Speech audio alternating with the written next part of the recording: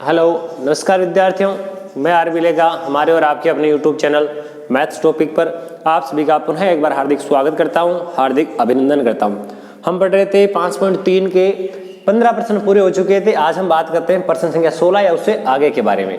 जैसा कि आपको दिख रहा है, प्रश्न संख्या 16 जो है वो क्या लिखा हुआ है, किसी विद्यालय के एक समग्र प्रदर्शन के दौरान 7 प्रतिभागी जो है उनको नगद पुरस्कार देने के लिए 700 रुपए की राशि जो है वो तय की जाती है। तो पुरस्कार की जो राशि है वह कितने रुपए है, वह 700 रुपए है। और पुरस्कारों की संख्या कितनी है, देखो यहां लिख देता हूं,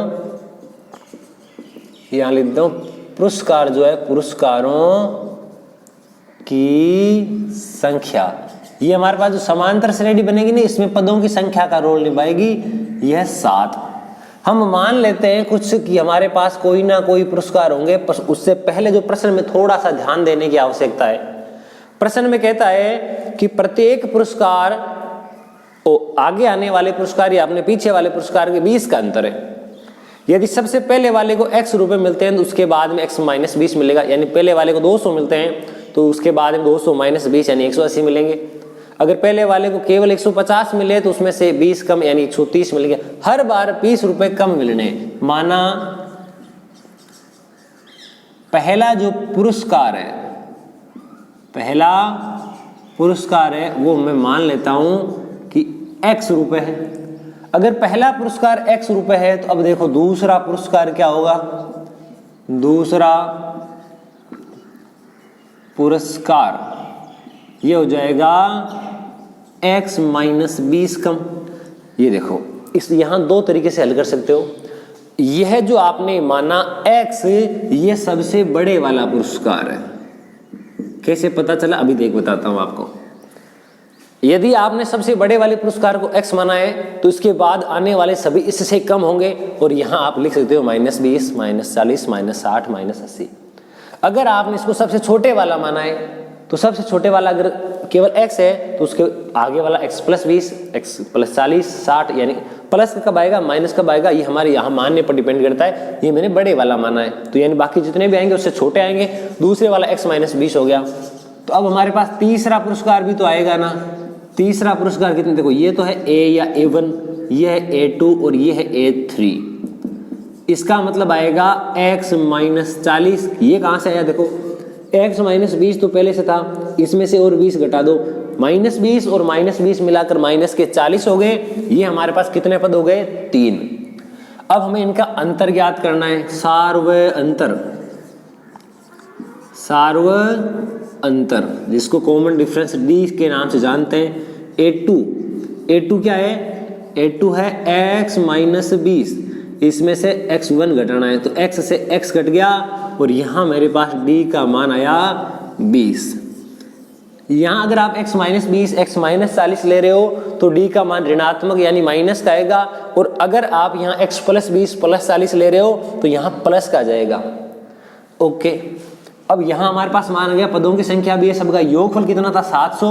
योगफल का सूत्र होता है, देखिए Sn बराबर n बटा 2 कोष्टक 2a plus n minus 1 into D. इसके बराबर दिया हुआ है 700। n का मान 7 बट्टा 2, 2 गुणा a का मान कितना है हमारे पास x, 2 गुणा x लिख देता हूं। n यानी 7 माइनस 1 यानी 6, और d का मान माइनस का 20 कोष्टक बंद बराबर कितना 700। इस 7 का भाग इसमें चला जाएगा 100 बार। अब हमारे पास क्या क्या बचा वो देखिए, यहाँ बचा हुआ है 2x, ये रहा 2x, इसके बाहर है 1 बटा 2, 6 गुणा 20 हो गया माइनस का 120 बराबर कितना 100। 2 यहाँ यानी 1 बटा 2 है, उधर जाएगा 2 बटे 1 हो जाएगा, या फिर आप कह सकते हो 2 यहाँ भाग में उधर गुणा में चला जाएगा। तो इसको मैं यहाँ से हटा करके यहाँ लिख देता हूँ 2, आप चाहो बट्टा में 1 भी लिख सकते हो। यहाँ 2x बराबर 100 गुणा 2 कितना हो गया 200, ये माइनस का 120 आगे जाएगा तो प्लस का हो जाएगा 120, और जब इन दोनों को जोड़ोगे तो ये हो जाएगा 320। ये 2x बराबर 320, तो x बराबर 320 का आधा यानी कि 160 रुपए। यानी सबसे प्रथम जो प्रतिभागी है उसको नगद पुरस्कार के रूप में मिलने वाली राशि जो है वो 160 रुपये मिलेगी।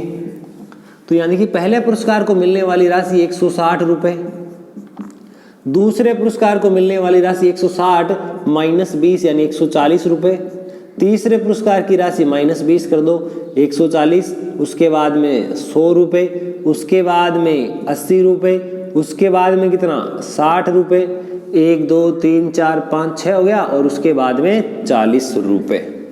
अब आप कौन से मेथड से इसको सोल्व कर रहे हो वो आप पर डिपेंड करता है। अगर आपने अभी मैंने जो लिखा अगर उसी हिसाब से कर रहे हो तो आपका आंसर यही आ रहा है।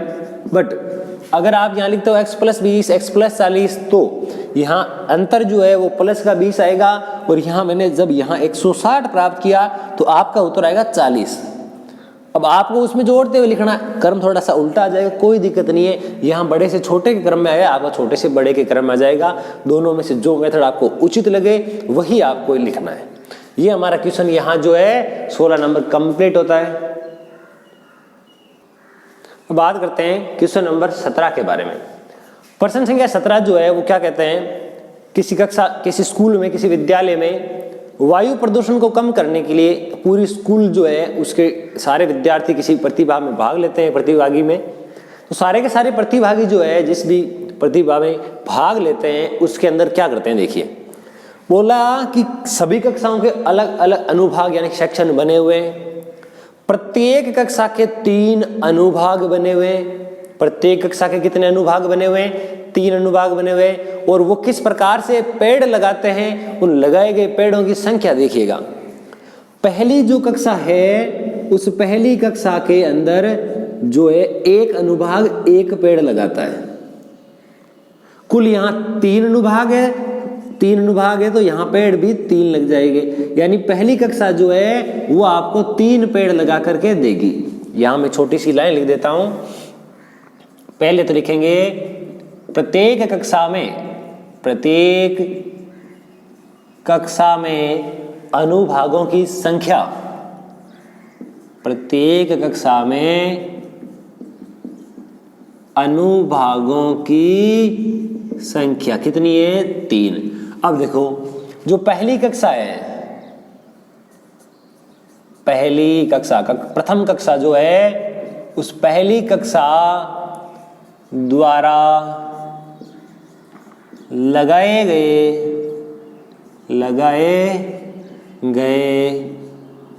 पेड़ कितने या पेड़ों की संख्या कितनी है। देखो अनुभाग 3 है, पहली बात तो वो चीज, और प्रश्न में स्पष्ट आपको दिख रहा है कि प्रत्येक अनुभाग 1-1 पेड़ लगाता है। 3 अनुभाग है तो हमारे पास 3 पेड़ लग जाएंगे, क्योंकि तीनों अनुभाग 1-1 पेड़ लगाएंगे तो पेड़ों की संख्या हो गई 3। अब बात करते हैं दूसरी कक्षा की। कौन सी कक्षा की, दूसरी कक्षा के विद्यार्थियों द्वारा, देखो अनुभाग कितने हैं, 3। अब बोला पहली कक्षा का प्रत्येक अनुभाग 1-1 पेड़ लगाता है, दूसरी कक्षा का प्रत्येक अनुभाग 2-2 पेड़ लगाता है। कितने 2-2। तो देखो पहला अनुभाग भी 2 पेड़ लगाएगा, दूसरा अनुभाग भी 2 पेड़ लगाएगा, तीसरा अनुभाग भी 2 पेड़ लगाएगा, टोटल कितने 6 पेड़ लगेंगे। देखो अनुभागों की संख्या गुणा एक अनुभाग द्वारा लगाए गए पेड़ों की संख्या, 3 दूनी 6। तीसरी कक्षा में 3 अनुभाग है और प्रत्येक अनुभाग 3 पेड़ लगाता है। चौथी कक्षा में अनुभाग 3 है और वो हमारे पास 4-4 पेड़ लगाते हैं। देखिए किस प्रकार से दूसरी कक्षा हो गई। अब बात करते हैं तीसरी कक्षा के बारे में। तीसरी कक्षा द्वारा लगाए गए पेड़ों की संख्या, देखो अनुभाग 3 है पर यहां देखो पहली कक्षा, दूसरी कक्षा, तीसरी कक्षा, यहां आ गया 3 गुणा 3 9। अब अगर बात करें कि चौथी कक्षा 4th क्लास की बात करें, चौथी कक्षा के विद्यार्थियों द्वारा लगाए गए पेड़ों की संख्या कितनी है, 12। तो यहां हमने 12 लिख दी। इसी प्रकार जैसे जैसे जैसे जैसे करते हुए आगे बढ़ देंगे तो हमारे पास टोटल स्कूल में 12 क्लासें हैं। कितनी, 12। तो यहां मैं लिख देता हूं 12वीं क्लास जो है 12th क्लास है, 12th क्लास के विद्यार्थियों द्वारा लगाए गए पेड़ों की संख्या। देखो प्रत्येक अनुभाग जो है आपको पता है 3 पेड़ लगाता है और 12वीं कक्षा का जो है एक अनुभाग 12 पेड़ लगाएगा। तो इसको 12 गुणा 3 कितने आ जाएंगे रे, 36। अब आपको पूछा कि टोटल कितने पेड़ लगाए जाते हैं, टोटल जो है वह कितने पेड़ लगाए जाते हैं, तो ये चीज हमें बतानी है। तो चलिए शुरू करते हैं। हमारे पास क्या आया, एक एपी बन गई, कौन सी देखिए पहले, समांतर श्रेणी। पहले 3, 6, 9, 12 अप टू 36, ये समांतर श्रेणी है।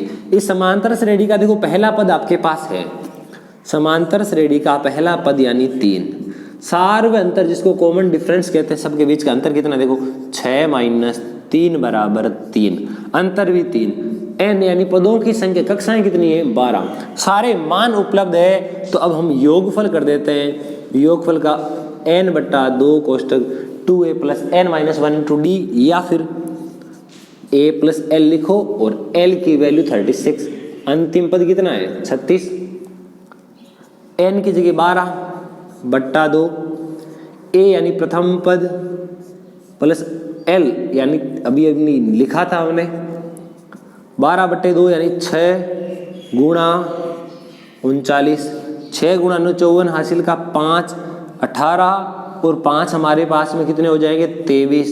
तो यहाँ पर इस कक्षा के विद्यार्थियों द्वारा, इस कक्षा के विद्यार्थियों द्वारा जो है लगाए गए पेड़ों की संख्या कितनी आई, वह संख्या आई 234 पेड़।